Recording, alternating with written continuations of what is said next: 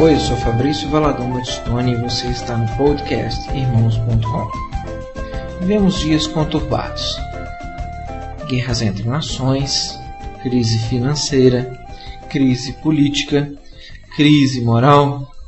Vivemos mergulhados em muitas crises. Apesar de estar bem longe de tudo isso, que nós temos nossos próprios problemas, nos questionamos até que ponto estes fatos se relacionam com as profecias bíblicas para o final dos tempos. Eu gostaria hoje de fazer uma dissertação escatológica. Gostaria sim de trazer uma mensagem de esperança para o seu coração. Quero te trazer uma mensagem diferente, que irá te preparar, que irá consolar o seu coração para os tempos que estamos vivendo. Trata-se do Apocalipsário, o fim da história em 2 horas de fortes emoções. 7 selos, 7 trombetas e 7 taças. O espetáculo começa nos céus dos céus, muito além da estratosfera e muito acima do 7º céu. É onde está armado o trono de Deus. Ver não é tão fácil, mas descrever é praticamente impossível. Os efeitos de som e luz são tremendos. A santidade absoluta de Deus é proclamada incessantemente. O ambiente é de intensa e perfeita adoração. Sinto-me mal, fico tonto, chego a desmaiar. É uma experiência normal causada pelo impacto da glória celeste. Vejo-me pequeno demais, humano demais, terreno demais, secularizado demais, pecador demais para me achar de súbito diante do trono de Deus. A cena mais solene é essa. Vejo na mão direita de Deus um livro estranhamente escrito por dentro e por fora, todo selado com 7 selos.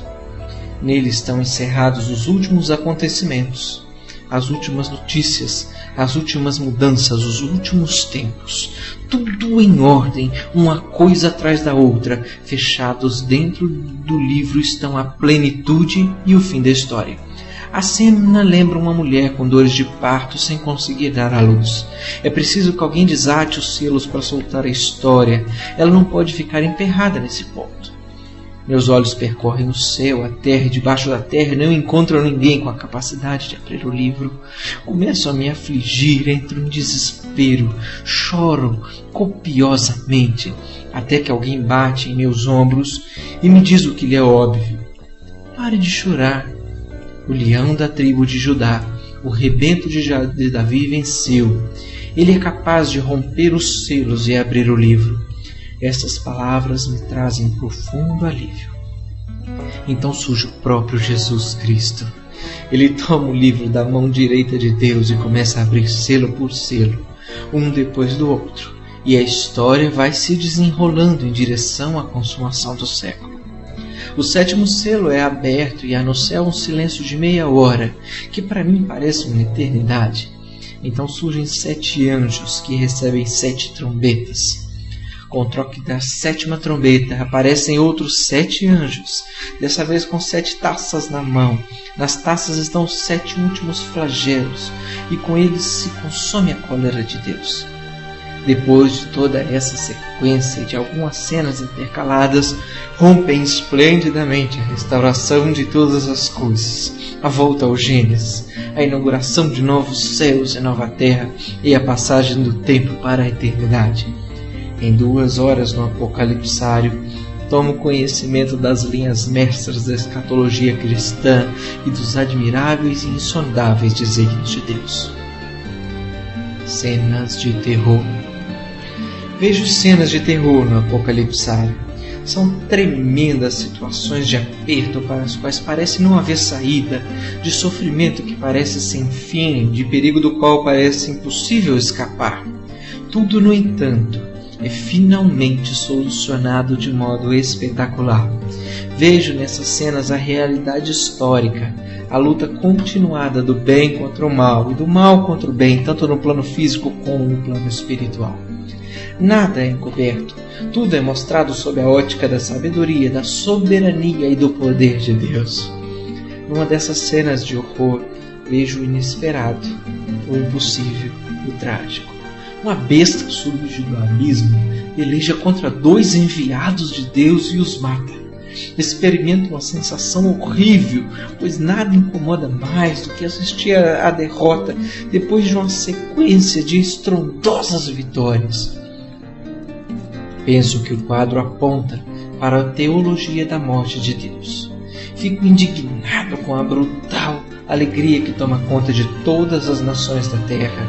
Em vez de luto, a festa, bajulação mútua e troca de presentes, os corpos dos 2 profetas de Deus ficam insepultos, estirados na rua principal de Jerusalém, onde também foi crucificado o Senhor deles. Lembro-me do famoso Salmo 2, onde se lê que os reis da terra tomam posição e os governantes conspiram unidos contra o Senhor e contra o seu ungido.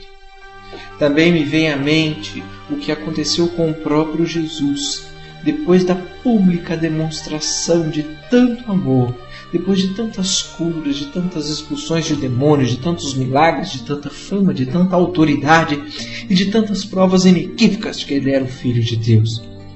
Ele foi traído por um dos 2 apóstolos, entregue nas mãos de pecadores, julgado ilegalmente, humilhado, ridicularizado, cuspido, esbofeteado, açoitado e morto. Ainda bem que não me retiro do apocalipsário nesse exato momento. O próprio quadro mostra que depois de 3 dias e meio, o sopro de vida vindo de Deus penetra nos 2 cadáveres expostos à curiosidade pública e eles se põem em pé, exatamente como Cristo se ergueu do túmulo de José de Arimateia ao 3º dia. Em outra cena de terror, vejo uma mulher grávida de 9 meses, pronta a dar à luz, aquele que está designado a reger todas as nações com grande autoridade. Diante dela se posta um monstro horrível com a boca aberta, pronto para devorar a criança que nasce. Percebo que o nascimento é do menino Senhor Jesus Cristo. Então me lembro da matança dos inocentes ordenada por Herodes para atingir o recém-nascido rei dos judeus. Essa lembrança me ajuda a lidar com o quadro. Mesmo assim, fico muito apreensivo. O susto só passa quando vejo a criança ser arrebatada para junto de Deus logo ao nascer. A mulher também escapa. Ouço a explicação de que o dragão que pretendia demorar o nasceturno é a antiga serpente, aquela do jardim do Éden, mesmo o diabo, ou Satanás. Não menos impressionante é a visão da besta que emerge do mar e da besta que emerge da terra. Fico pasmado com o poder que elas têm, com a arrogância que demonstram, com as blasfêmias que proferem, com os milagres que realizam, com a opressiva ditadura que impinge a humanidade e com a imagem que mandam fazer e a qual transmitem o fôlego da vida. Fico tentado a pensar na derrocada irreversível do bem e no êxito igualmente irreversível do mal. Estou estarrecido.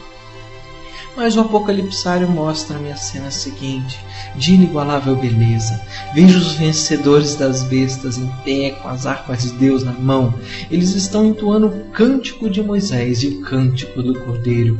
A última grande cena de terror do apocalipsário é a guerra do Armagedon. Vejo a chegada e a aglomeração de todas as nações do mundo sob a liderança de espíritos de demônios e do próprio Satanás, na base de sinais espetaculares. Embora eu tenha assistido às vitórias anteriores do bem sobre o mal, fico num grande sufoco, pois o número de soldados é como a areia do mar. Os exércitos cercam o acampamento dos santos. Entendo que a batalha entre Cristo e o Anticristo, entre Deus e Satanás, é a maior e a mais espetacular de todas as guerras mundiais, aquela que vai definir o vencedor de todas as batalhas anteriores. Não consigo dominar o meu corpo, eu começo a tremer, esqueço que estou no auditório com muitas pessoas e grito. Porém a minha angústia dura pouco. Não só por causa da fé alimentada pelas cenas anteriores, mas porque logo vejo um monstruoso exército multinacional ser consumido pelo fogo tão rapidamente como foram consumidas a cidade de Hiroshima e as torres gêmeas do World Trade Center. Aleluia! Vejo o mundo inteiro sob escombros. Não sei de onde vem um cheiro insuportável, sinto náusea e ânsia de vômito. Ouço distintamente os gemidos da criação, que clama para ser libertada da escravidão do caos. Não há peixes no mar, nem aves no céu, nem mantimento nos campos, nem gado nos currais, nem água nas fontes, nem árvores nos bosques, nem grama nas campinas, nem flores nos jardins, nem estrelas na escuridão da noite.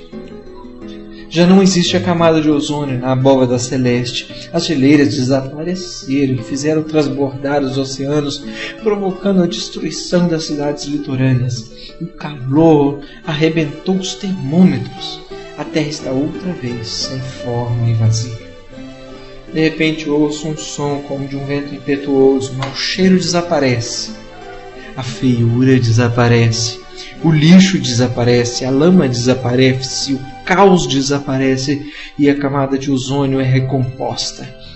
Ouço vozes de comando prontamente obedecidas. É um haja luz aqui, um haja ordem ali. Paro de vomitar e tomo consciência de que está acontecendo uma volta ao Gênesis. São os novos céus e a nova terra de que falaram os profetas e os apóstolos. É a redenção não só do gênero humano, mas também da própria criação, para a liberdade da glória dos filhos de Deus. Neste paraíso não mais perdido, neste paraíso recuperado, vejo aqueles que lavaram suas vestiduras no sangue do Cordeiro, aqueles que não adoraram a besta nem sua imagem, aqueles que não tinham a marca da besta, aqueles que retiraram da multidão para seguirem a Cristo, aqueles que aprenderam a negar-se a si mesmos. O Apocalipsário mostra-me o clímax da separação entre o pecador confesso e arrependido e o pecador não confesso nem arrependido, entre o perdoado e o não perdoado, entre o justo e o ímpio, entre a virgem prudente e a virgem louca, entre o que constrói sobre a rocha e o que constrói sobre a areia, entre o que entra pela porta estreita e o que entra pela porta larga, entre o trigo e o joio. Até então essa separação não era muito nítida nem muito precisa. Agora, porém, ela é cristalina, inexorável e irreversível. De um lado enxergo os povos de Deus, livres de toda dor e de todo pranto. Para esses a morte e o luto são águas passadas. Deus habitará com eles para todo sempre. Do outro lado reconheço o rico que se vestia de púrpura e se regalava esplendidamente.